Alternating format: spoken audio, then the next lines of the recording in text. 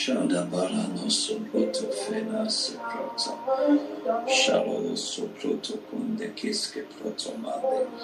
Rade geno kosobrade legrene fete peneno shate brodo sete kete mande brodo sobrade. Majanda barada gara brada sonda venado koso sobrade yaba. Reneshke fete proso penane kete sede brene ke fite la shande. Isobodo ateke no kobroda yato shanda barano koso zabradele.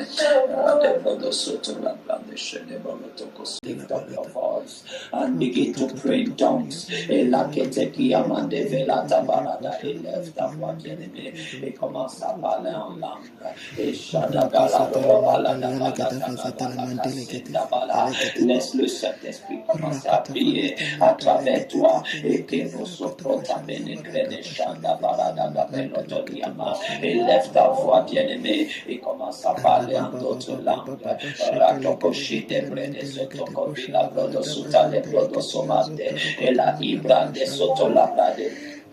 Mashanda balada, radobra soto vele brodo shanda padase, radekeno soto dia balada kasia mambela, élève ta voix bien-aimée parlant langue, et shanda balada balada balada balade yagada bradesia balada bala, et shanda balada balada kasia mande.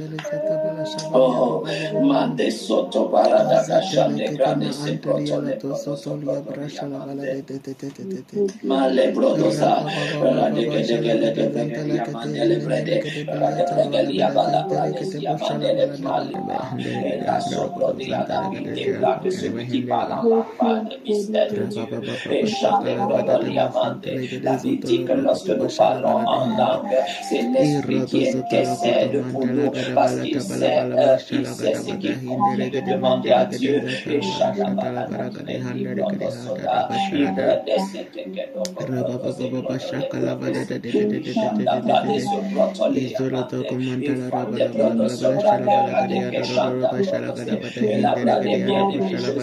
dans mon esprit, je reçois dans mon esprit que nous devons parler en langue, que nous devons parler abondamment en langue.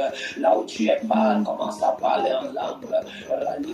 Dans une situation où tu ne connais pas exactement ce que tu dois faire, bien t'aider, commence à parler en langue.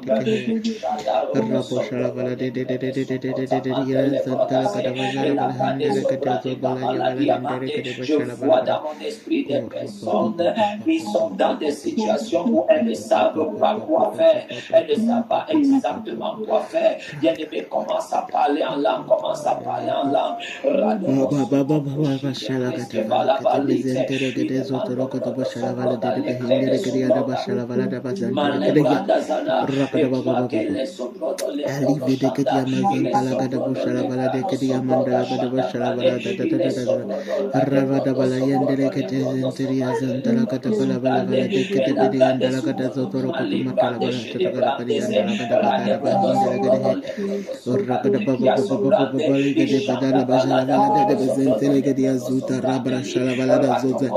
Imanda Zatalia Brajala Vala de Gedi Zotolo Moshala de Gazutala Mahande Rababa Zotolo Bashala Vala Yezetini Hindala Gadabushala Vala Ribushala Vala de Bedeganda Zatala Vala Koraba Balete Kemente Hindala Gadazoto Roboshala Vala de Hindela Gadabashata Rogo de Bashala Vala Regade Andala Santa Robota Viandere Velo Bajandala Gadiazoro Carabashala Vala de Endere Gadavasonto Logodo Cementary Arabashala Vala Hindere Catazara Rababa Shakete de leader of Vala Hendere Gadehandala Gadazoto Robashala Vala de Hea Rababa lete kete de Mahandala Gadazote Diabashe Hendere Basanta Rababa lekete sente ilikiti mianda la boshala vala gente rababa kete le de sente dialo zota liama ante lege de boshala vahe risotto lo ma ante lege de zata bahanta lege di azoria bashete ke rababa lekete zente dialo kahandele katoze beyana kaya. Rodo zoto lia shefe gente liaro. Baba Yeshua liandele zete lia la mata la baba baba. Ki rezete lia la takatenta. Lozo kotoma ante legede busha la vala gente ria katazota lia mahanda. Rebrusha vale que tezete lia ma ante ligadio zuria mashele bedahaya. Ragada baba baba. Lete tete lia zoto la kama ante lia zoria bashete behinda lagada. O zabala teketa. Rabu shekete velehe. Rozoto loko mashia babalete. Avalete keme entelezete leria zoto lia bababa. Lita santa liga doshe valia gente lia rabusha lavala. Rabushe kete lezete liana. Ma ante liga doso ria hande legede. Uveli hanta lia zarabusha fala henta lia zata. Abate kete letentete. Lozoto lia bashi hante lia ragada zoto lia ma. Ebelete keta tatatata. La zoto lia braja la vala de. Lozoto lo rogodo boshe gente lia ribusha la vara. Rababa baba letekete. La batata lekete. Radazata la nama ante legede busha. Izoto lo rogodo boshe lebehente. Radazata la kata mashe gente lia rabushe legede va. O zata lama. Regede zata la kata mashia. O zoto lo rogodo boshe kete me ente legede basha la vala de ente legeda. Rababa baba zete legete ma ante legedizata. Rodo zoto lokoto mashia babalete. Ravalaka ante lezata lama ante legedebu. Rigada zata lia la teme ente legada zata. Rababa baba. Korezatia hande legede zete legedebo. Levete lia zaria godo zoto loma ante lia zite lia andalagada bushelehe. Rede zete. Regede zete lia lama ante legede busha la valade. Roba baba lekete zente lia lo zata lia ma. La vele gente lia rada baba. Kozita lia ma ante legede busha la balada da. Rebusha lava de hende legede. Rosata lama ante legede zata laba. Rabushe ketele. Izetelia lama ante legede. Rodo zoto lokoto ma ande legedia zabahande leke. Ruzete lebe eke leketa lama ante legedia zata lia rakato zetelia ma hande laka. Rozoto loma akele zatia ha. Rebrushe legada zata lia nehendele hendeleka. Bashe gentelia handeleha. Regede zetelia la valita ma handeli gozos to mahinda la basha la vade. Rebaja la valaga da bazata la gadaje. Raboshe legedia zanta. Ragada basha la valadata ma sentelia la kata. O robo shalavala. Regede besentelia. Carito soto. Amen. Amen. L'ignorance est un grand péché. L'ignorance est un grand péché. L'ignorance rend malheureux. L'ignorance est un grand péché. L'ignorance rend malheureux. Yes. Toute personne sous le son de ma voix qui a élevé devant Dieu une requête ou une demande qui est liée à l'argent, aux finances, à une entreprise ou à un projet, tu es exaucé au nom de Jésus. Amen. Tu es exaucé au nom de Jésus. Amen. Tu es exaucé au nom de Jésus. Amen. Je dis, tu es exaucé au nom de Jésus. Amen. Tu es exaucé au Alléluia. nom de Jésus. Amen. Tu es exaucé. Alléluia. Amen. Amen. Amen. Quel que soit le temps, quelle que soit la demande, tu es exaucé au nom de Jésus. Amen. Amen. Amen. Tu es exaucé. Yes. Yes. Savez-vous que Thank you, Jesus. Savez-vous que tous les sujets de prière que vous avez élevés à Dieu en ce qui concerne l'argent ou un projet qui devrait vous apporter des finances ou une entreprise ou une activité, savez-vous que Dieu vous a exaucé à tous ces sujets de prière? Est-ce que vous savez que Dieu vous a exaucé à chaque fois que vous avez élevé votre voix pour demander? Amen. Dieu vous a exaucé. Yes. L'ignorance est un péché. L'ignorance est un péché. Yes. Amen. L'ignorance est un grand péché. L'ignorance est un grand péché. L'une des choses que Dieu ne va jamais se retrouver en train de contester ou de remettre en question, c'est sa parole. Jésus s'est élevé un jour dans Jean chapitre 17, le verset 17, la Bible déclare que la parole de Dieu est la vérité. Dans Nombre chapitre 23, le verset 19, la Bible déclare que Dieu n'est pas un homme pour mentir. Il n'est pas le fils d'un homme pour se repentir. Ce qu'il dit, il le fait. Ce qu'il déclare, il exécute. Jésus s'est levé un jour et Jésus a dit, le ciel et la terre passeront, mais mes paroles ne vont jamais passer. Amen.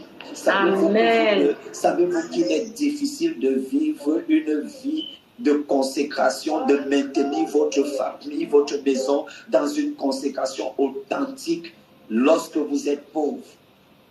Savez-vous que la probabilité pour que les enfants se perdent, pour que les enfants s'égarent, pour que les enfants suivent d'autres chemins est très élevée lorsque vous êtes pauvre, lorsque vous êtes dans le manque?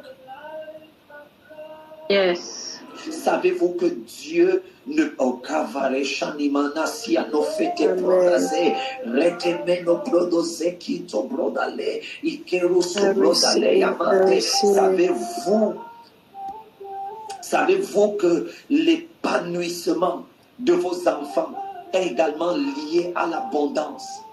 Yes. Amen. L'épanouissement de vos enfants est également lié à l'abondance, à l'abondance, à l'abondance.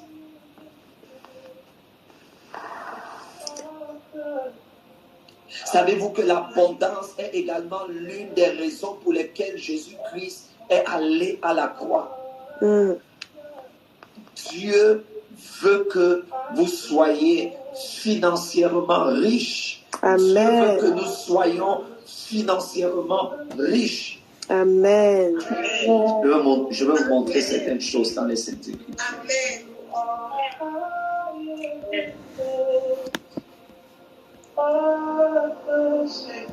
Nous sommes en train de prier pour être alignés avec la volonté parfaite de Dieu. Nous sommes en train de prier afin que nos familles soient alignées parfaitement avec la volonté de Dieu. Nous sommes en train de prier afin que nos enfants soient parfaitement alignés avec la volonté de Dieu. Or, la volonté de Dieu, c'est que nos familles soient abondamment riches. La volonté de Dieu, c'est que nos familles soient dans l'abondance. La volonté de Dieu, c'est que nos maisons soient dans l'abondance. La volonté de Dieu, c'est que nos enfants soient dans l'abondance. Yes. Amen. Yes. Il y a un niveau de consécration. Il y a un niveau de consécration qu'on ne va atteindre que lorsqu'on est dans une certaine atmosphère. Lorsqu'on est dans une certaine atmosphère. Lorsqu'on est dans une certaine atmosphère. Il n'y a pas de lien entre la sainteté et la pauvreté. Il n'y a pas de lien entre la sainteté et le manque. Il n'y a pas de lien. Yes. Amen. Au contraire, le manque est une attaque contre la sainteté. La pauvreté est une attaque de Satan contre votre consécration. Et notez ce que je suis en train de dire. La pauvreté est une attaque du diable contre votre consécration. La pauvreté est une attaque du diable contre votre vie de sainteté. Être saint, ce n'est pas être pauvre. Être saint, c'est être riche. Amen. Amen. Allons dans les Saintes Écritures. Amen. Akamana Sobrodalaya. Mente Borodasea. Allons dans les Saintes Écritures. Est-ce que nous pouvons ouvrir nos Bibles dans Deutéronome chapitre 15? Deutéronome chapitre 15. Nous allons lire à partir du verset 1er, mais ce qui nous intéresse, c'est bien à partir du verset 4 au verset 11. Deutéronome chapitre 15. Est-ce que je peux avoir quelqu'un qui va lire Deutéronome chapitre 15? Deutéronome chapitre 15, verset 1. Tous les 7 ans tu feras relâche. Et voici comment s'observera le relâche. Quand on aura publié le relâche en l'honneur de l'Éternel, tout créancier qui aura fait un prêt à son prochain se relâchera de son droit. Il ne pressera pas son prochain et son frère pour le paiement de sa dette. Verset 3. Tu pourras presser l'étranger, mais tu te relâcheras de ton droit pour ce qui t'appartient chez ton frère. À partir du verset 4e, oui. Verset 4. Toutefois, il n'y aura point d'indigence chez toi, car l'Éternel te bénira dans le pays que l'Éternel ton Dieu te fera posséder en héritage. S'il te plaît, arrête-toi d'abord à ce niveau. Je vais lire cela dans une autre version, Bible du français courant. Et je voudrais te souligner que ici nous sommes dans l'Ancien Testament. Et la Bible dit que l'Ancien Testament est l'ombre en réalité des choses à venir, Et la Bible dit que nous qui sommes nés de nouveau, nous qui sommes venus après la crucifixion de Christ, nous héritons de meilleures promesses que les personnes qui ont vécu sous la loi. Est-ce que nous sommes d'accord? Amen. Ça signifie que ce que Dieu veut pour les chrétiens qui sont nés de nouveau est supérieur à ce que Dieu voulait pour les Israélites de l'Ancien Testament. Pour les Israélites qui se trouvaient sous la loi. Je voudrais d'abord que nous établissions ensemble cette vérité. Deutéronome chapitre 15, le verset 4. La première partie dit « Toutefois, il n'y aura pas », dans la version de la Chambre Kétura, c'est écrit « Il n'y aura point d'indigence chez toi », c'est-à-dire dans ta maison. Dans la version Bible du français courant, c'est écrit « Toutefois, il n'y aura pas de pauvre dans ta maison ». Amen. Il n'y aura pas de pauvre dans ta famille. Amen. Il n'y aura pas de pauvreté dans ton foyer. Amen. Il n'y aura pas de pauvreté parmi tes enfants. Amen. Est-ce que tu peux lire la deuxième partie de ce verset? Verset 5. Pourvu Toujours seulement, le verset 4. Lis tout le verset 4. Oui. Car l'Éternel te bénira dans le pays que l'Éternel ton Dieu te fera posséder en héritage. Regarde ce qui est écrit. Nous sommes là dans l'Ancien Testament et le Seigneur s'adresse aux Israélites, il s'adresse aux Juifs et il leur dit toutefois il n'y aura point de pauvres, il n'y aura pas de pauvres parmi ta famille, il n'y aura pas de pauvres parmi votre peuple, il n'y aura pas de pauvres parmi vos descendants. Il dit car le Seigneur votre Dieu vous comblera de bien dans le pays qu'il vous donnera en possession, en héritage. Donc lorsque l'Éternel est en train de leur parler, ils ne sont pas encore sur leur terre promise. Et le Seigneur leur dit que lorsqu'ils seront sur leur terre promise, parce que l'Éternel va les bénir sur leur terre promise, ils ne seront pas pauvres et il n'y aura pas de pauvres parmi eux. Je lis ce qui est écrit dans la version Louis II. La Bible dit toutefois, il n'y aura point d'indigents, point de pauvres chez toi, point de pauvres dans ta maison, car l'Éternel te bénira dans le pays que l'Éternel, ton Dieu, te fera posséder en héritage. Donc l'Éternel leur parlait là d'une bénédiction future, alors que nous, l'Éternel ne nous parle pas d'une bénédiction future. La Bible dit clairement dans le livre d'Éphésiens que nous sommes bénis de toute forme de bénédiction spirituelle dans les lieux élevés. C'est ce qui est écrit. Nous sommes bénis de toute forme de bénédiction dans les lieux élevés. J'insiste là-dessus. Nous sommes bénis de toute forme de bénédiction spirituelle dans les lieux élevés. C'est ce que la Bible dit.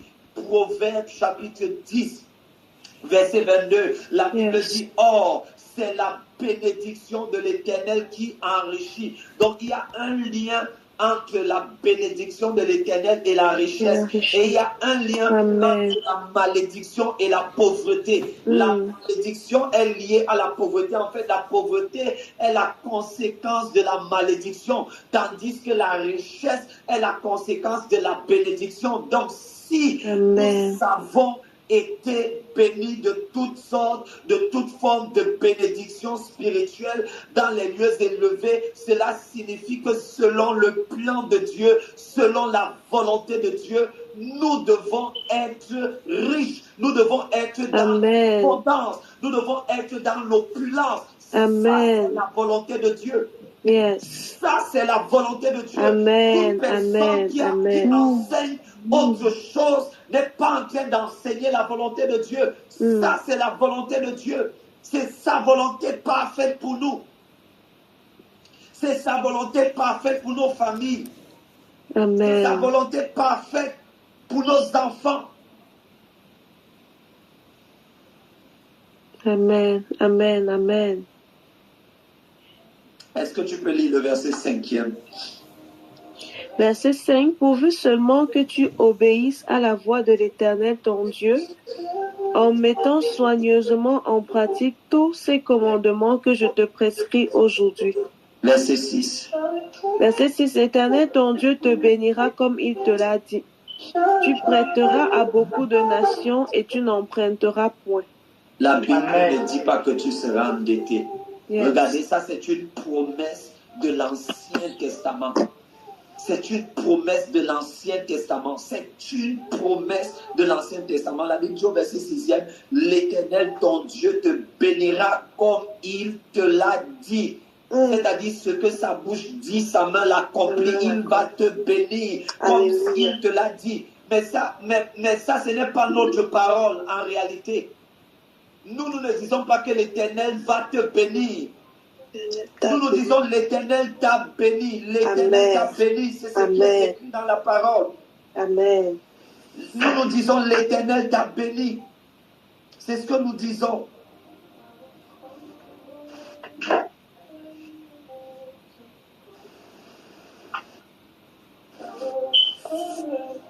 Alléluia. Éphésiens chapitre 1, verset 3. Béni soit Dieu, le Père de notre Seigneur Jésus-Christ, qui nous a bénis. La Bible ne dit pas qui va nous bénir. La Bible dit qui nous a bénis de toutes sortes de bénédictions spirituelles dans les lieux célestes en Christ. Il nous a déjà bénis de toutes sortes, de toutes formes de bénédictions spirituelles dans les lieux célestes en Jésus-Christ. Amen. Et nous avons vu que dans Proverbe chapitre 10, verset 22, la Bible dit c'est la bénédiction de l'Éternel qui enrichit et ne se fait suivre d'aucun chagrin. Quand la bénédiction de l'Éternel est présente, la conséquence, c'est la richesse sans chagrin, c'est la richesse sans stress, c'est la richesse sans angoisse, c'est la richesse sans inquiétude.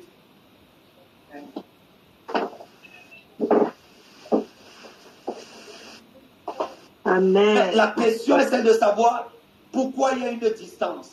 Je veux que tu regardes et tu remarques qu'il dit de toutes sortes de bénédictions spirituelles. Et ce que je voudrais que tu retiennes, c'est ce qui est écrit dans Deutéronome 15. Il dit au verset 4, au verset 4, il dit toutefois il n'y aura pas de pauvres dans ta maison. Il n'y aura pas de pauvres dans ta famille. Ça, c'est ce que la parole de l'Éternel dit. Et quelqu'un va dire ça, c'est dans l'Ancien Testament. Allons ensemble dans 2 Corinthiens chapitre 8, verset 9. 2 Corinthiens chapitre 8, verset 9. Est-ce que je peux avoir un lecteur, une lectrice? Oui. 2 Corinthiens chapitre 8, verset 9. 2 Corinthiens chapitre 8 verset 9. Car vous connaissez la grâce de notre Seigneur Jésus-Christ, qui pour vous s'est fait pauvre de riche qu'il était. Attendez, s'il vous plaît, reprends. Car, oui, vas-y. Vous connaissez la grâce de notre Seigneur Jésus-Christ, Oui. qui pour vous s'est fait pauvre de Car riche vous qu'il était. connaissez la grâce de notre Seigneur Jésus-Christ, qui pour vous, une autre version dit, qui à votre place s'est fait pauvre, qui à votre place s'est fait pauvre, qui a porté la pauvreté sur lui à votre place. Pourquoi est-ce qu'il a porté la pauvreté à notre place? Parce que la pauvreté dans le livre de Genèse était la conséquence du péché. La conséquence du péché, lorsque Adam et Ève ont péché, le sol a été maudit. Le sol a été maudit. Le sol a été maudit. Donc la pauvreté est une conséquence du péché. Et si Jésus a payé le prix pour le péché, il a également payé le prix pour la pauvreté. La Bible dit, car vous connaissez la grâce de notre Seigneur Jésus-Christ, qui pour vous s'est fait pauvre de riche qu'il était, afin que par cette pauvreté, vous fussiez. Une autre version dit, vous soyez enrichis. Donc la volonté parfaite de Dieu, c'est que nos familles soient dans l'abondance, c'est que nos familles soient dans la richesse, c'est que nos familles, nos enfants soient dans l'abondance, c'est que nos enfants soient dans la richesse. Amen. C'est compliqué pour les parents de donner à leurs enfants une éducation chrétienne de qualité lorsque les parents sont dans le manque, lorsque la famille est dans le manque, lorsque les parents sont dans la pauvreté. C'est compliqué pour certains enfants de croire même au Dieu de leur père, au Dieu de leur mère. C'est compliqué.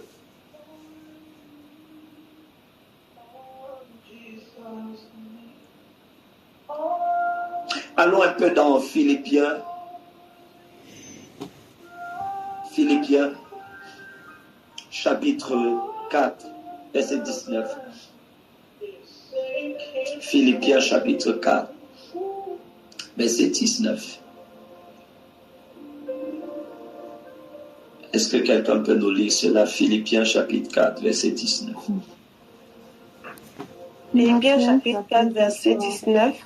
Oui. Et mon Dieu pourvoira à tous vos besoins selon sa richesse avec gloire en Jésus-Christ. Est-ce que tu peux encore insister? Et mon Dieu pourvoira à tous vos besoins selon sa richesse avec gloire en Jésus-Christ. Est-ce que tu peux le répéter pour une troisième fois? Et mon Dieu pourvoira à tous vos besoins selon sa richesse avec gloire en Jésus-Christ. La Bible dit, et mon Dieu pourvoira à tous les besoins de ta famille. Amen. Et mon Dieu pourvoira à tous les besoins de ton foyer. Amen. Et mon Dieu pourvoira à tous les besoins de tes enfants. Amen. Et la Bible continue en disant, selon la richesse de sa grandeur. Selon la richesse de sa grandeur. Pourquoi est-ce que la Bible mentionne le mot richesse? Parce que Dieu est riche. Il a créé la richesse. Et s'il est notre Père en tant que ses héritiers, nous devons vivre dans la richesse. C'est la volonté de Dieu que nous soyons riches. C'est la volonté de Dieu que nous soyons dans l'abondance. Amen. C'est sa volonté. Est-ce que nous pouvons aller dans Éphésiens chapitre 3? Éphésiens chapitre 3.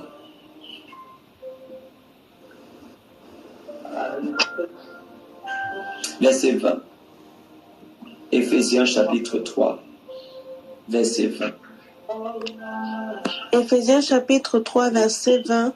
Or, à celui qui peut faire, par la puissance qui agit en nous, infiniment au-delà de tout ce que nous demandons ou pensons. Est-ce que tu peux relire encore? À celui qui peut faire, à celui qui peut faire, par la puissance qui agit en nous, souligne par la puissance qui agit en nous. Dieu, Dieu fait les choses dans nos vies, dans nos familles, dans nos destinées, en fonction de la puissance qui agit en nous. Je vais dire cela autrement. En fonction de la quantité de puissance que nous permettons, en fonction de la quantité de puissance qui agit en nous, en fonction de la quantité de puissance que nous libérons en nous. Yes. Je vais reprendre. C'est très technique, cette portion de l'Écriture. Il dit, or, à celui qui peut faire par la puissance qui agit en nous, par la quantité de puissance qui agit en nous. Et avant de continuer, je vais poser une question. Quelle est la quantité de puissance qui agit en toi? Je n'ai pas posé la question de savoir quelle est la quantité de puissance que tu as. Mais j'ai posé la question de savoir quelle est la quantité de puissance qui agit en toi, qui agit dans ta vie. Je veux le dire autrement. Quelle est la quantité de puissance qui est fonctionnelle dans ta vie? Quelle est la quantité de puissance qui est libérée dans ta vie? Il y a une différence entre la quantité de puissance que tu as et la quantité de puissance que tu libères. Il y a une différence entre la quantité de puissance que tu possèdes et la quantité de puissance avec laquelle tu fonctionnes.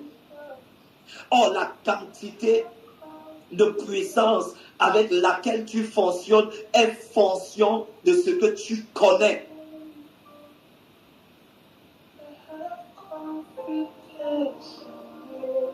wow, wow, wow. Yes. L'électricité avec laquelle nous fonctionnons dans notre maison n'est pas la totalité de l'électricité que nous avons et que nous possédons. C'est la raison pour laquelle dans nos maisons, nous avons ce qu'on appelle les régulateurs de tension. L'électricité avec laquelle nous fonctionnons dans nos maisons n'est pas la totalité de l'électricité qui est disponible, n'est même pas la totalité. L'électricité que nous utilisons dans nos maisons n'est pas la totalité de l'électricité qui est disponible. Nous, oh mon Dieu, nous utilisons l'électricité dans nos maisons en fonction de nos besoins. Oh, est-ce qu'ils sont ici? Amen.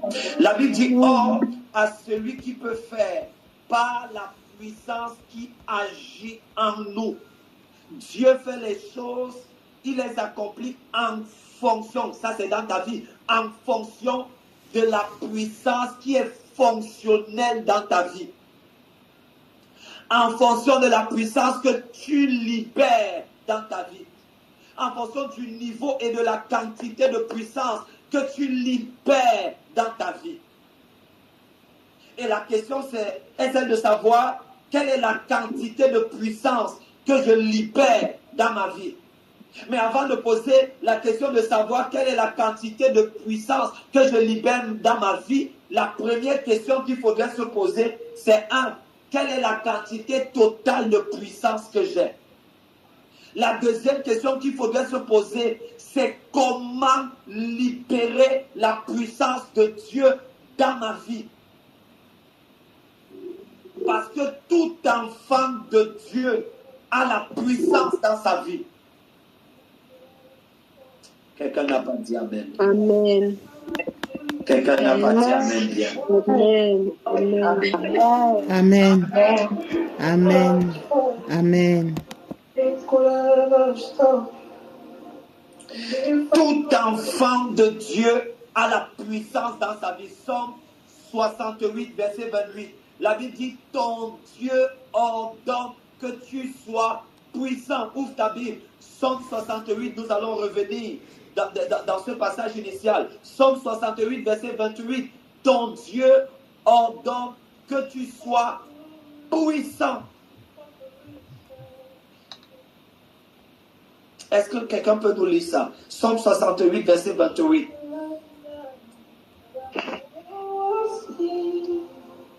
Psaume le chapitre 68, verset 28. Oui. Oui, vas-y, tu peux lire. Ok, Psaume 68, verset 28, la parole déclare, excusez, je suis verset 10. Ok, verset 28. Là sont Benjamin, le plus jeune qui domine sur eux. Psaume 68, verset 28. Oui, papa. Ok. Regarde dans ta version si ce n'est pas le verset 29. Il y a des décalages. Verset 29, ton Dieu ordonne que tu sois puissant. Une fois de plus. Ton Dieu ordonne que tu sois puissant. Est-ce que tu peux reprendre? Ton Dieu ordonne que tu sois puissant. Et ton Dieu ordonne que tu sois puissant. Et ton Dieu ordonne que tu sois puissant. Allons dans Deutéronome chapitre 8, verset 18.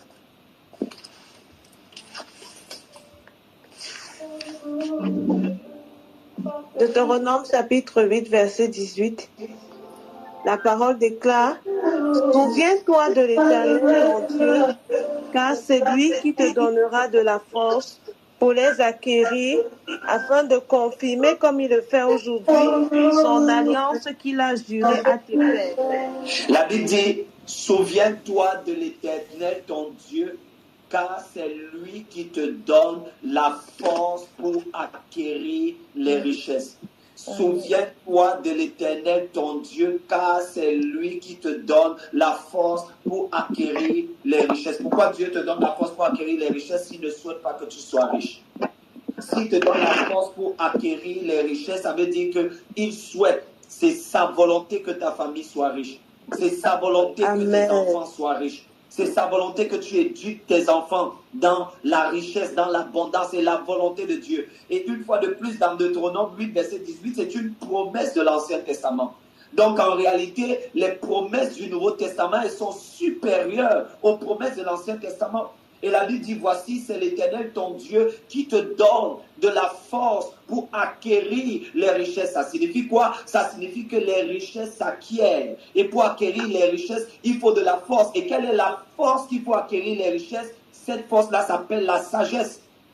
Cette force-là s'appelle la sagesse. Cette force-là s'appelle la sagesse. La force pour acquérir les richesses. La grâce pour acquérir les richesses.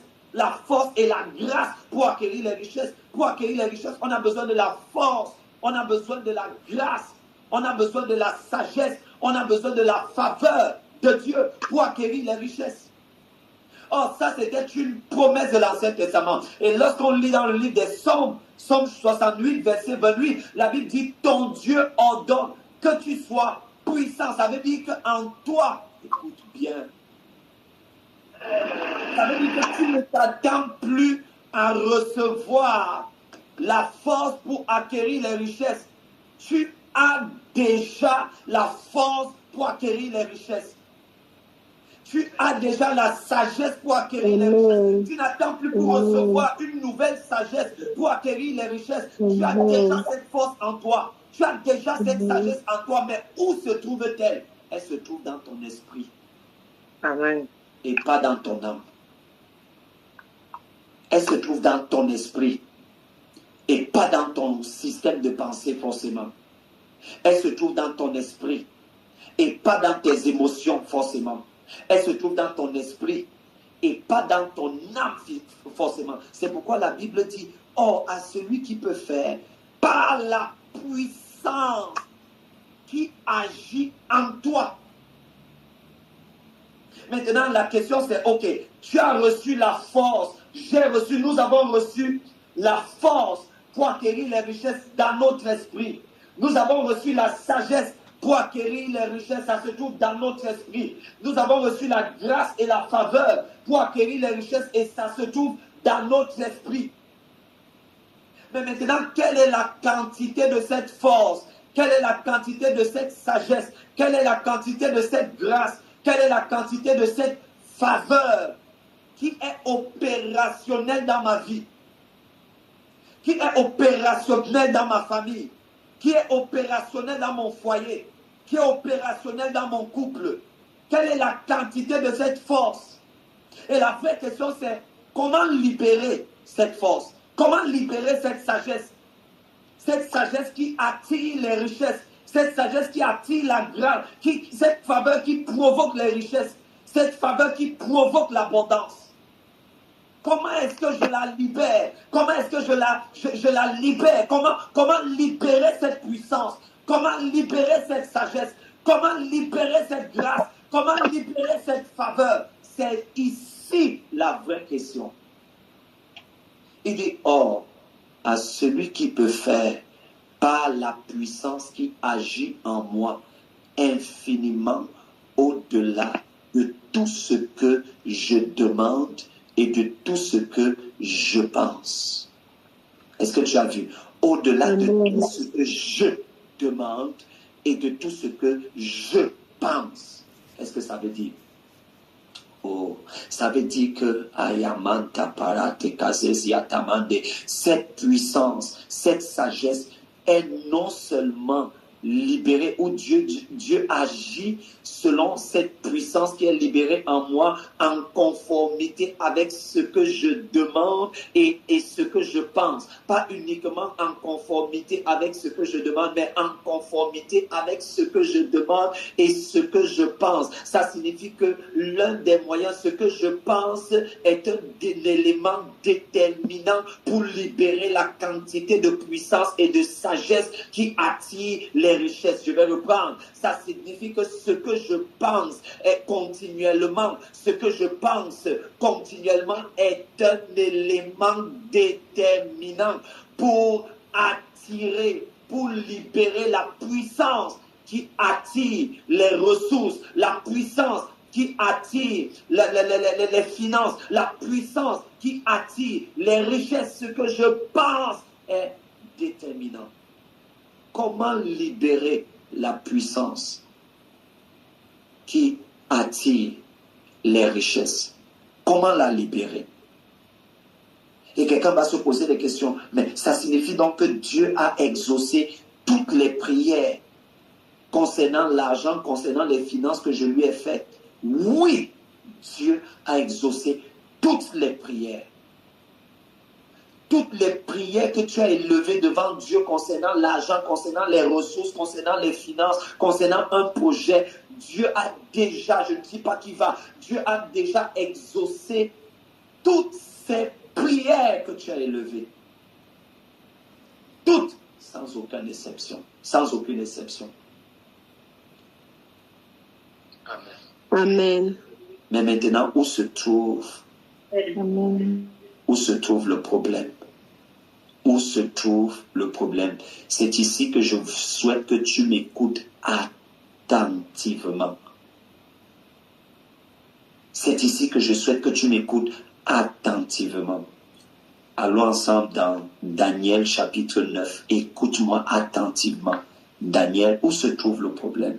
Daniel chapitre 9.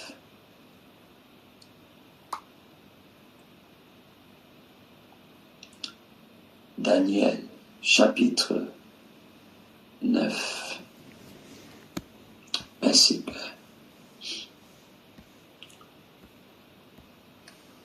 Daniel, chapitre 9.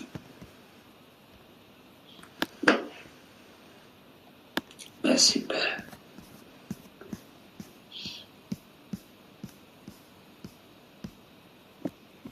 Est-ce qu'on peut lire à partir du verset 1er?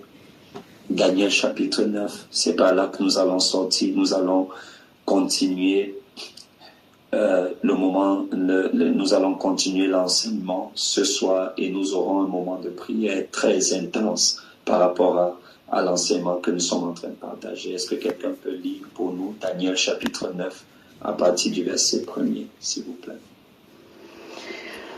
La première année de Darius, fils d'Azuérus, de la race des Verts, lequel était devenu roi du royaume des Chaldéens, la première année de son règne, moi, Daniel, je vis par les livres qu'il devait s'écouler 70 ans pour les ruines de Jérusalem. S'il te plaît, maman, arrête-toi un peu à ce niveau. Reste avec moi, mais arrête-toi à ce niveau. Il dit, moi, Daniel, je vis par les livres. Je vis par les livres. Une autre version dit même, je vis par les livres du prophète Jérémie. Qu'est-ce que ça veut dire? Qu'est-ce qu'il est en train de dire? Lorsque Dieu avait pris la décision que le peuple d'Israël devait aller en captivité à Babylone, Dieu avait révélé au prophète Jérémie que ce serait pendant 70 ans. Et qu'après les 70 ans, il devrait sortir, n'est-ce pas, de Babylone. L'ignorance est un péché. L'ignorance est une mauvaise chose. Donc, ce peuple d'Israël, il continuait de rester dans la captivité à Babylone alors que le temps qui avait été fixé par Dieu pour leur captivité s'était écoulé. Mais parce qu'ils étaient ignorants, parce qu'ils n'écoutaient pas ce que le prophète Jérémie disait, c'est pourquoi il faudrait toujours écouter et être attentif à ce que Dieu dit par ses oies. Parce qu'ils n'avaient pas prêté attention à ce que Dieu avait dit par Jérémie.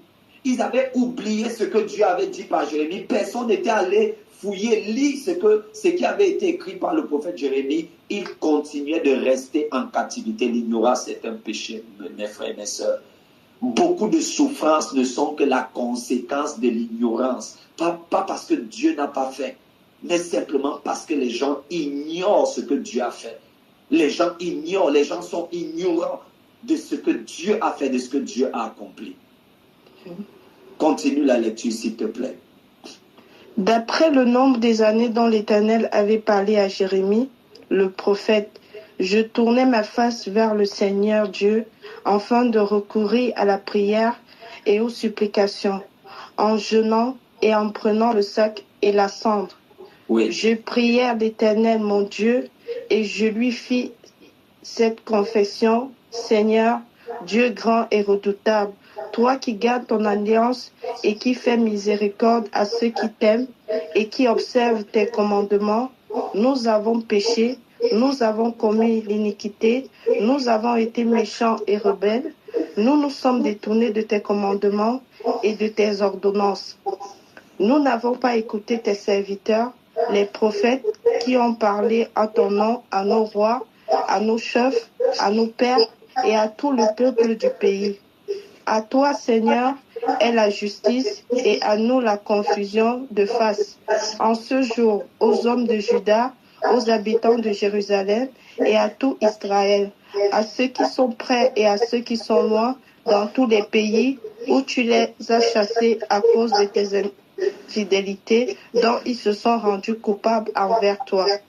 Seigneur, à nous la confusion de face, à nos rois, à nos chefs et à nos pères, parce que nous avons péché contre toi auprès du Seigneur, notre Dieu, la miséricorde et le pardon, car nous avons été rebelles envers lui. Très bien. Soyons maintenant très attentifs à partir du verset 10. S'il te plaît, maman, continue. Verset 10.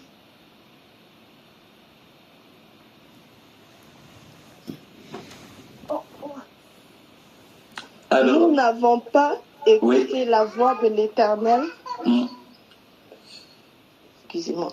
Nous n'avons pas écouté la voix de l'Éternel, notre Dieu, pour suivre ses lois qu'il avait mises devant nous par ses serviteurs, les prophètes. Tout Israël a transgressé ta loi et s'est détourné pour ne pas écouter ta voix. Alors se sont répandues sur nous les malédictions et les imprécations qui sont écrites dans la loi de Moïse, serviteur de Dieu, parce que nous avons péché contre Dieu. Il a accompli les paroles qu'il avait prononcées contre nous et contre nos chefs qui nous ont gouvernés. Il a fait venir sur nous une grande calamité et il n'en a jamais arrivé sous le ciel entier une semblable à celle qui est arrivée à Jérusalem. Très bien, c'est parfait. Va au verset 20, s'il te plaît. Au verset 20.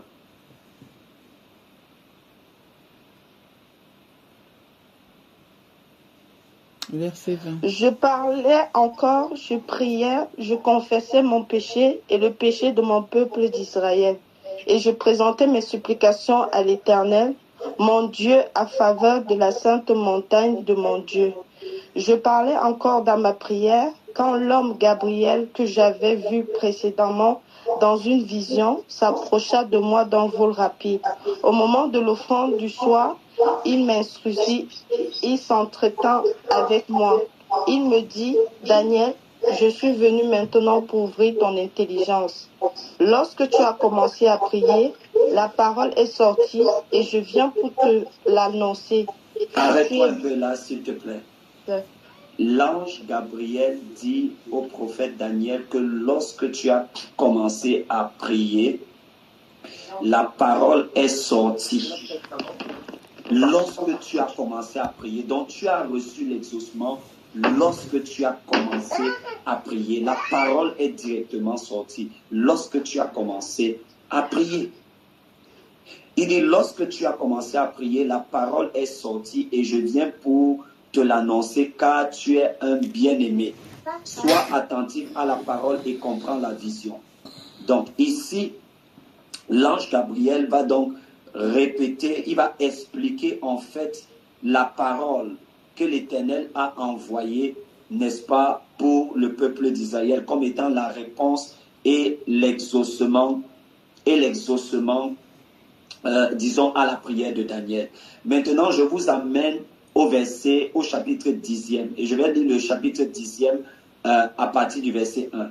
La Bible dit la 3e année, ça c'est Daniel a commencé par prier, il a reçu l'exaucement de Dieu, l'ange Gabriel est venu et l'ange Gabriel lui a transmis le message de Dieu et lui a expliqué en fait la révélation, ce que Dieu avait dit, n'est-ce pas, au prophète Jérémie. Ça c'est un premier exaucement. Après maintenant, verset 1er de Daniel 10, la Bible dit ceci, la 3e année de Cyrus, le roi de Perse, une parole fut révélée à Daniel, qu'on nomma Belshazzar. Cette parole qui est véritable annonce une grande calamité et il fut attentif à cette parole et il eut l'intelligence de la vision.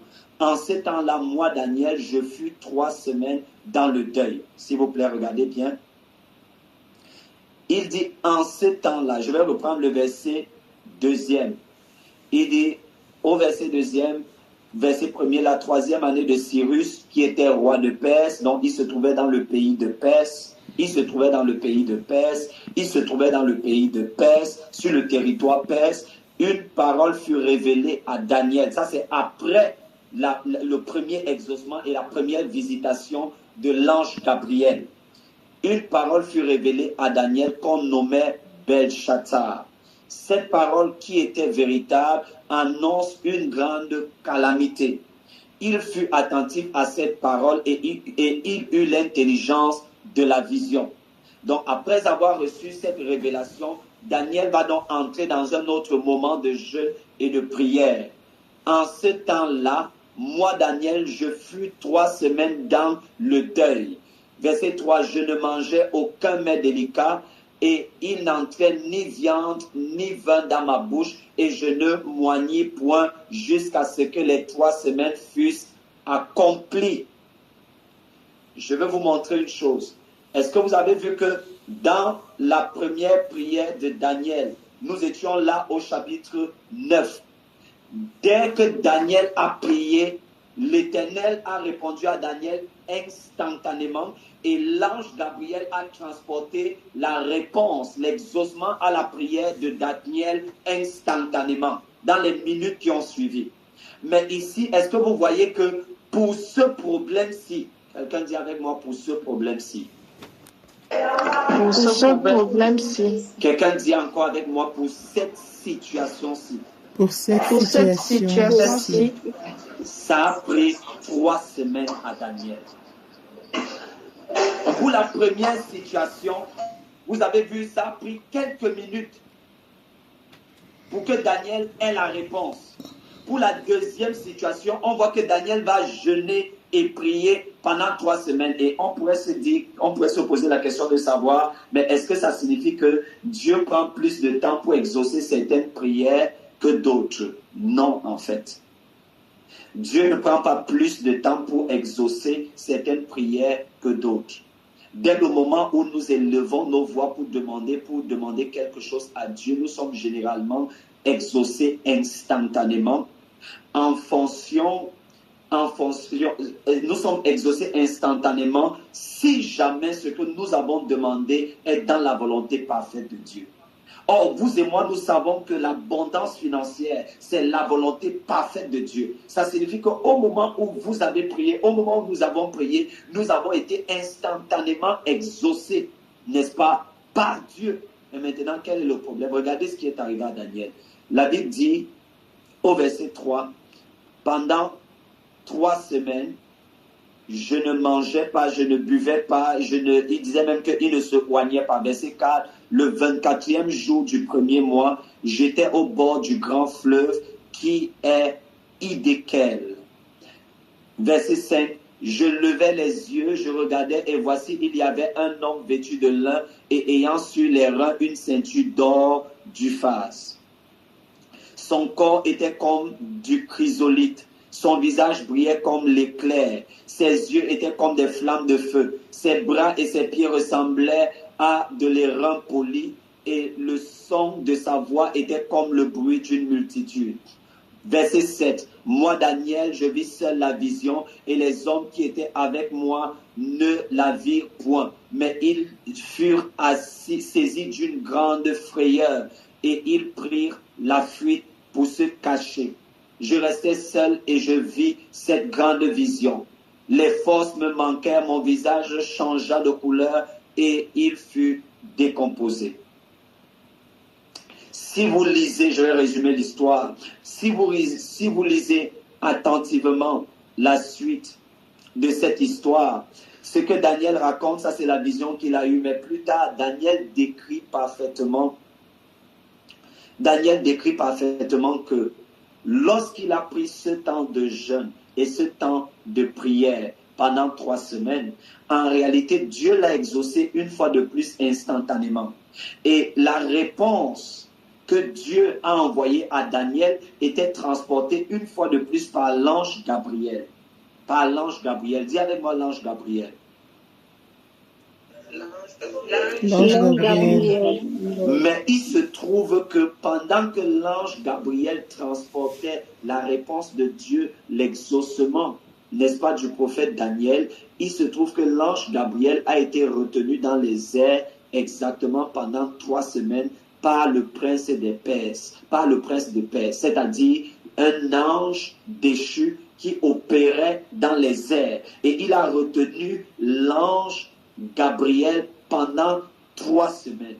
Ça veut dire que pendant 3 semaines, Dieu avait déjà exaucé la prière, mais Daniel a continué de prier pendant 3 semaines. Pourquoi? Parce que la réponse que Dieu lui avait envoyée était retenue, n'est-ce pas, dans les airs par le prince de Perse qui a commencé à affronter l'ange Gabriel. Qu'est-ce que j'essaie de dire? J'essaie de dire qu'il y a des exaucements qui se manifestent de façon aisée. Le problème n'est pas que est-ce que Dieu a déjà répondu, est-ce que Dieu a déjà répondu à ma prière, à ma requête, à ma demande? Oui, Dieu a déjà répondu. Mais maintenant, quelle est la raison pour laquelle certains exaucements ne se manifestent pas? Ça veut dire que sur le plan spirituel, Dieu a déjà exaucé. Mais maintenant, pourquoi est-ce que ça ne se manifeste pas sur le plan tangible? C'est parce qu'il y a certains exaucements qui des fois passent par des anges ou passent par des hommes. Et lorsque certains exaucements passent par des anges ou passent par des hommes, le diable peut attaquer, peut confronter ces anges ou ces hommes. Je vais prendre un exemple très simple. Vous avez prié ou demandé du travail à Dieu. Et Dieu, sur le plan spirituel, j'ai déjà vu ça dans plusieurs cas. D'ailleurs, je suis en train de prier pour... j'étais en train de prier pour une jeune sœur. Et j'ai prié de façon répétitive. pour cette jeune sœur. Et il y a de cela quelques jours, j'étais en train de poser la question au Saint-Esprit. Je posais la question au Saint-Esprit, mais pourquoi est-ce qu'elle n'est pas encore entrée dans sa guérison? Et le Saint-Esprit m'a répondu que j'étais exaucé depuis. Elle a été exaucée, sa guérison a été libérée depuis. Et la question est maintenant venue, quelle est la raison pour laquelle sa guérison a déjà été libérée depuis par Dieu? Pourquoi est-ce qu'elle n'est pas encore entrée dans la manifestation? Pourquoi est-ce que ce n'est pas encore une réalité au niveau de son corps? Et ce qui s'est passé pour Daniel, suivez attentivement. Certains exaucements passent par des anges ou par des hommes. Et souvent, ce que les esprits méchants font, des fois ce que le diable fait, c'est qu'il va affronter et confronter ces anges ou ces hommes-là.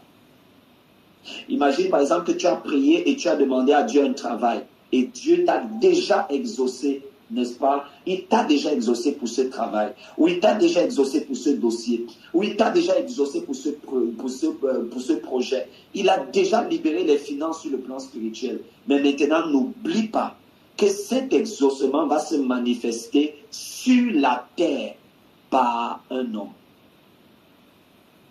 Parce que l'argent ne va pas descendre du ciel comme la pluie. Si l'argent doit venir vers toi, ça doit nécessairement passer par un homme. Si c'est un dossier ou si c'est au niveau de la banque, ça doit nécessairement passer par un homme parce que c'est un homme qui va signer. C'est un homme qui va signer. C'est un homme qui va signer. C'est un homme qui va signer. C'est un homme qui va mettre le dernier cachet pour dire qu'on t'embauche. C'est un homme qui va mettre le dernier cachet ou la dernière signature pour dire, ok, on paye cette somme d'argent. Ça passe nécessairement par un homme. Maintenant, des fois, il y a un détail que vous et moi, des fois, nous oublions. Ok, d'accord. Toi, Dieu t'a exaucé. Dieu t'a déjà exaucé et il a libéré l'exaucement. Il a dit, ok, d'accord pour ce projet. D'accord pour cette entreprise. D'accord pour ce poste que tu as demandé. D'accord pour ce travail que tu as demandé. Maintenant, qu'en est-il? Lorsque le diable va maintenant affronter la personne qui est censée signer ce dossier. Qu'en est-il lorsque le diable va retenir la personne qui est censée valider tes papiers? Est-ce que vous voyez où se trouve le problème? Des fois, tu peux te retrouver en train de tomber dans la dépression. Parce que tu vas dire que depuis je prie, Dieu ne m'exauce pas. Non, c'est faux. Dieu t'a exaucé depuis. Mais la vérité, c'est que le diable est en train de résister à l'exaucement, peut-être en utilisant ou en manipulant quelqu'un qui est dans un bureau, quelqu'un qui est derrière un bureau, quelqu'un qui est dans une banque, quelqu'un qui est dans l'administration. Et la question, c'est que dans ce genre de cas, qu'est-ce que tu dois faire? Regardez dans le livre de Jacques, ce que je vous enseigne, c'est tellement profond. Et moi-même, je suis béni parce que je suis en train de vous enseigner. Regardez, et pendant que j'étais en train de méditer sur cela, juste avant que nous ne commencions le moment de prière, ça m'a rappelé deux choses que le Seigneur m'avait dites. En 2014, j'ai pris une retraite spirituelle, 2014 ou 2015, j'ai pris une retraite spirituelle et pendant toute la nuit, j'étais en train de prier sur une montagne et le Seigneur m'avait dit, l'argent ne sera jamais un problème. L'argent ne sera jamais une limite pour toi. Ce ne sera jamais un problème pour toi.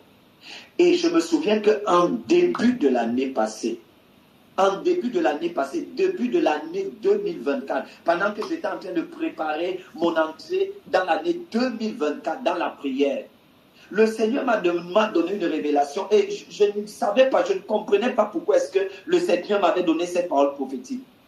Je ne sais pas si vous vous rappelez, j'ai d'ailleurs enseigné et on a d'ailleurs prié avec cette parole prophétique, la parole prophétique était « Ces oppositions ne viennent pas du diable ». C'était 2023-2024, je ne m'en souviens plus exactement. « Ces oppositions ne viennent pas de Dieu », autant pour moi. « Ces oppositions ne viennent pas de Dieu ». Ces oppositions ne viennent pas de Dieu. Qu'est-ce qu'il essaie de te dire? Dieu peut t'exaucer et le diable s'oppose. Dieu peut t'avoir exaucé depuis, mais le diable s'oppose.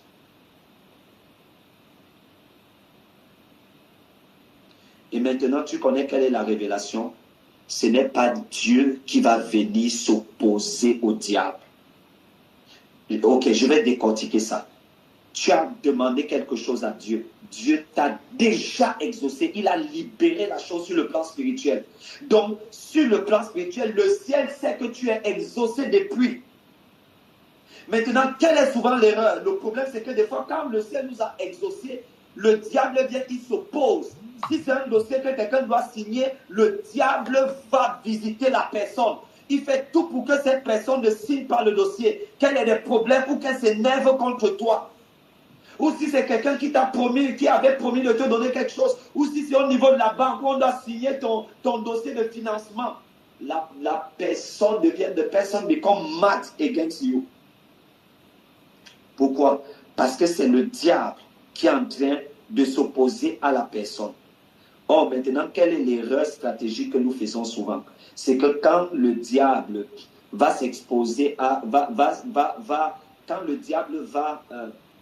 lorsque le diable va s'opposer à l'exaucement que Dieu nous a déjà donné sur le plan spirituel, en utilisant quelqu'un, en utilisant un homme, en utilisant une femme, en s'opposant peut-être à un homme, à une femme, des fois, qu'est-ce que nous faisons?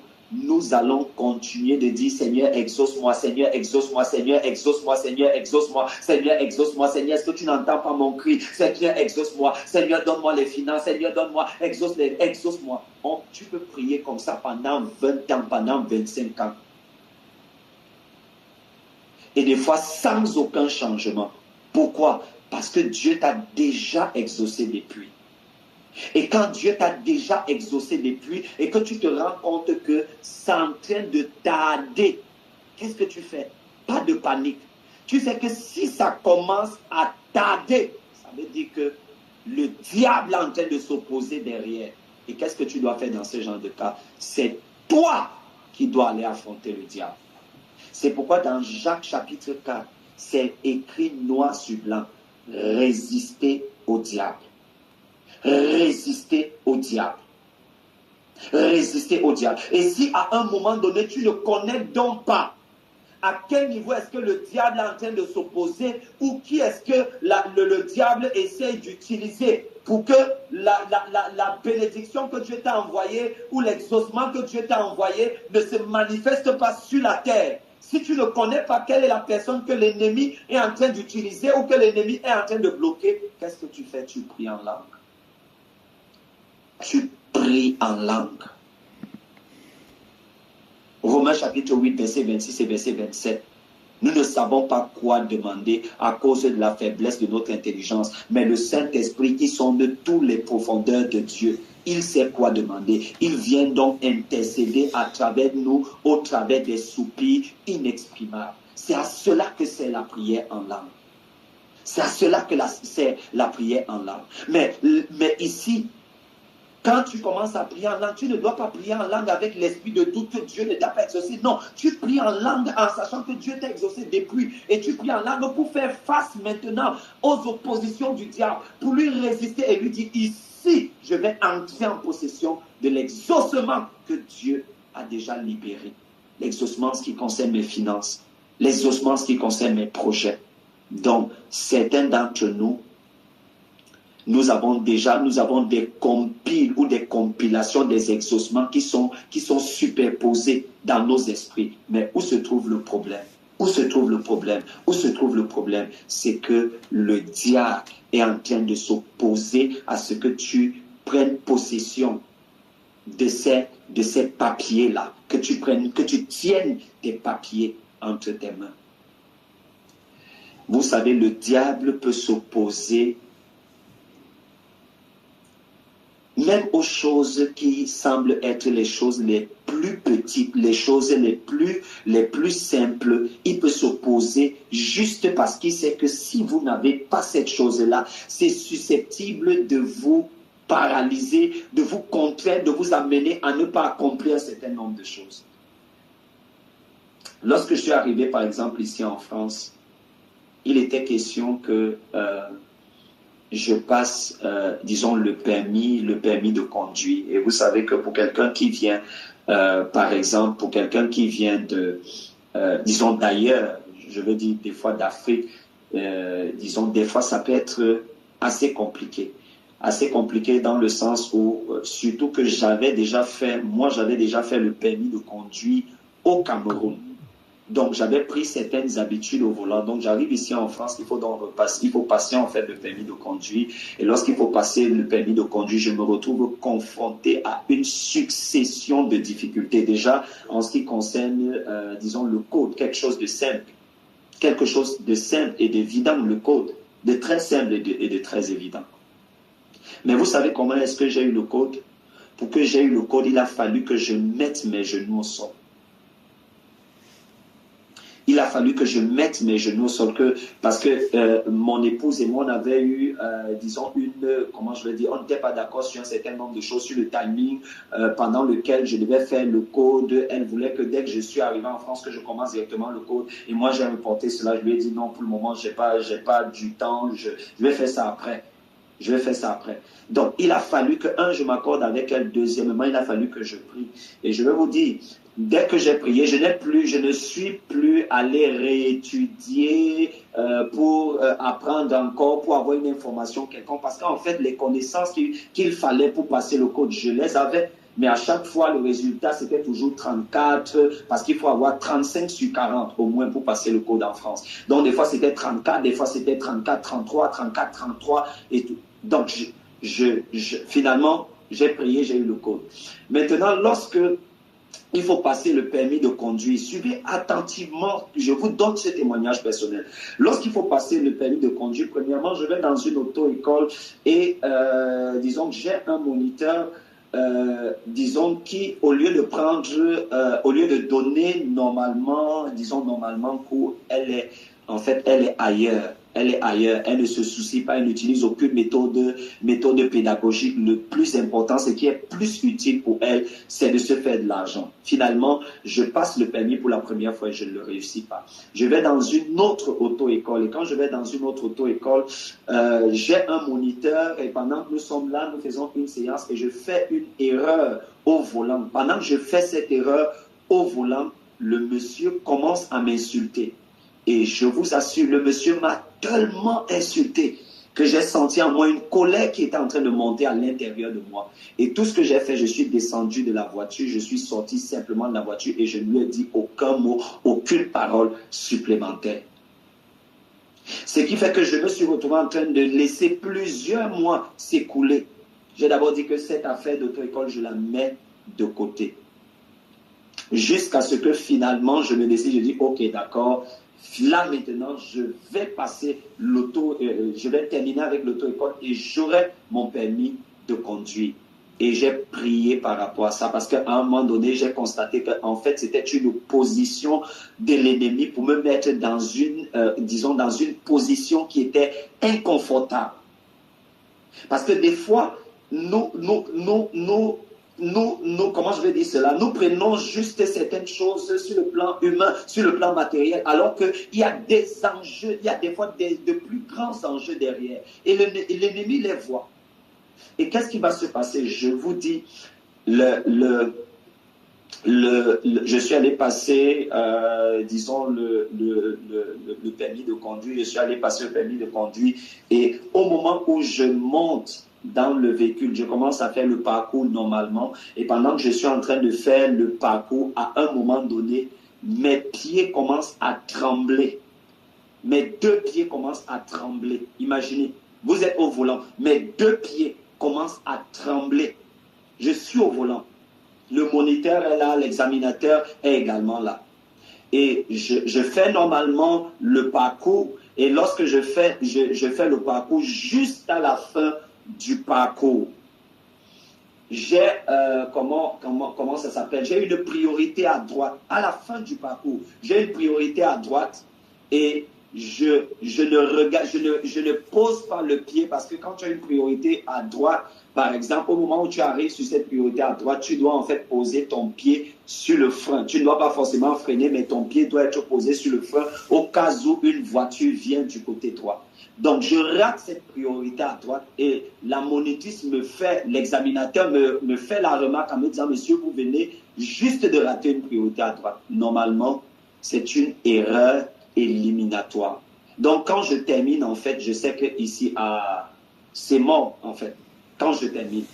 Mais en fait, quand je termine, je dis, non, Dieu, c'est pas possible. Je ne peux pas revenir passer le permis de conduire. Le permis de conduire. Ça, c'était la dernière fois que je passais le permis de conduire. Et je commence immédiatement à prier. Et vous savez pour qui est-ce que j'étais en train de prier? J'étais en train de prier pour l'examinatrice. Et j'étais en train de dire, peu importe ce qui s'est passé durant le parcours, tout ce que je veux, c'est le permis de conduire. Tout ce que je veux, c'est le... Et j'ai commencé à prier pour l'examinatrice, en disant, au nom de Jésus, je ne te demande plus, tu me donnes le permis de conduire, parce que je sais conduire. J'étais en train de faire face à quoi? À une opposition du diable. À une opposition du diable. À une opposition du diable.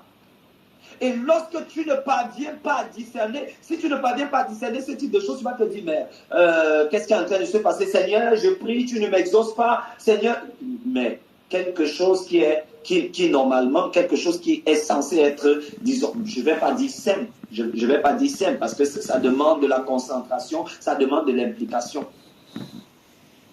Pourquoi est-ce que je donne ce témoignage personnel?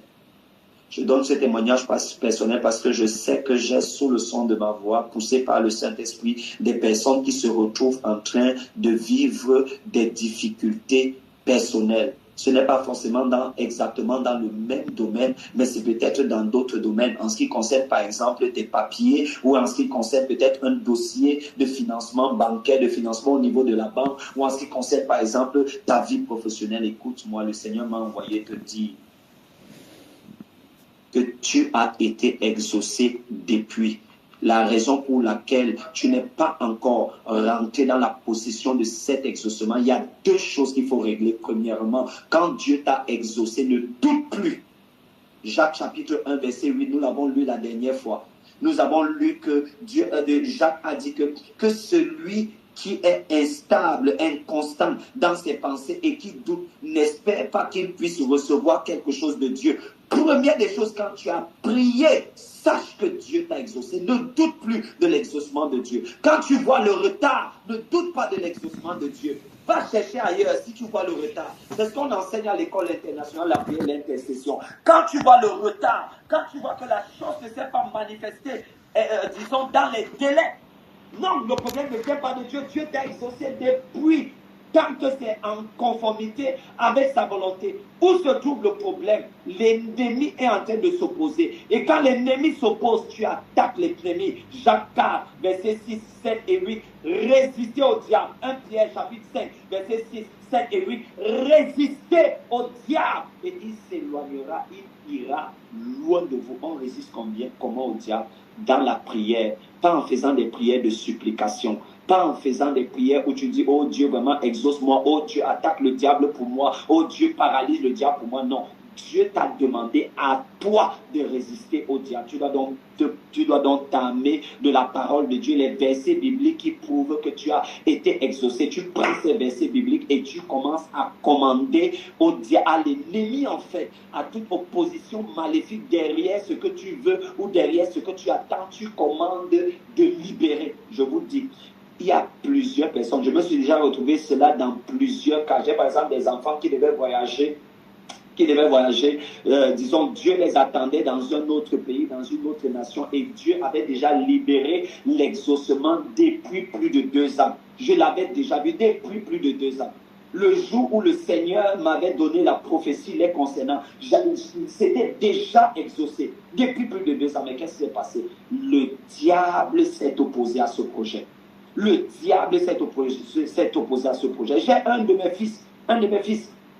Le Seigneur lui a donné également une parole comme ça, une prophétie. Il devait se déplacer pour voyager pour des études.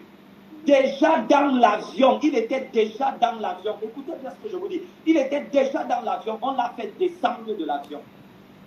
Ce n'était pas un problème d'argent, ce n'était pas un problème de billet d'avion, ce n'était pas un problème de visa parce qu'il avait le visa étudiant dans son passeport. Mais on l'a fait descendre de l'avion. Pourquoi? Le diable s'opposait. Le diable le résistait. Vous vous imaginez? Il avait pris, pour la petite histoire, il avait pris un vol. Et je crois que le vol devait passer par un autre pays. Et on lui dit que parce que le vol va faire escale dans ce pays, il lui faut le visa de ce pays-là. Depuis quand? Alors qu'il ne sortait ni de l'aéroport, ni de l'avion. C'était juste un escale. Et on lui dit qu'il lui fallait le visa. Et bien aimé, quand on a prié, j'ai simplement commandé à Satan de lâcher rapidement. Parce que Dieu avait déjà libéré. Et ce qui s'est passé, c'est que les heures qui ont suivi, on a pris un autre billet d'avion, il a voyagé sans problème, il est arrivé et il est en train de continuer normalement ses études. Nous devons donc avoir suffisamment de discernement spirituel pour ne pas nous rebeller contre Dieu, penser que Dieu n'exauce pas, que Dieu n'entend pas nos prières depuis 5 ans, depuis 10 ans, que tu pries. Non, c'est pas Dieu le problème. Deux niveaux. Rassure-toi que ta foi fonctionne normalement. Deuxième niveau, si tu ne vois pas la chose arriver, va chercher les problèmes à Satan, va chercher les problèmes au diable, va le confronter, va le résister et n'attends pas que Dieu vienne le faire à ta place, parce que Dieu ne viendra pas, parce qu'il nous a déjà donné le Saint-Esprit et la puissance pour le faire. Que le Seigneur vous bénisse abondamment, qu'il bénisse vos maisons. Je déclare que vos projets sont bénis et que la grâce du Seigneur est abondante dans tout ce que vous faites, dans tout ce que nous faisons, au nom puissant de Jésus-Christ. Nous avons pris un peu plus de temps, 32 minutes, disons en plus, mais c'était important qu'on termine de partager, n'est-ce pas ceci? Le soir, ne manque pas le soir, ne manque pas ce soir. Ne manque pas ce soir. Et si possible, si peut-être à tout hasard quelqu'un aura enregistré, disons, ce que nous avons partagé, si tu peux y avoir accès, tu réécoutes ce que nous avons partagé. Et le soir, nous allons prier.